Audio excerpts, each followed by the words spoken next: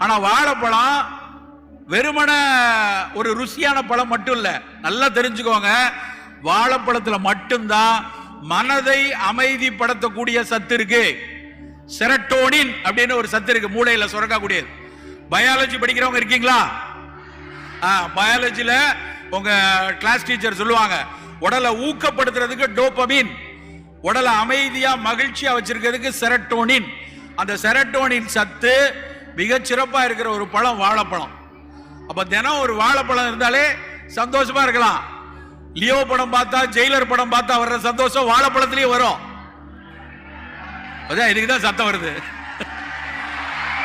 அவ்வளவுதான்.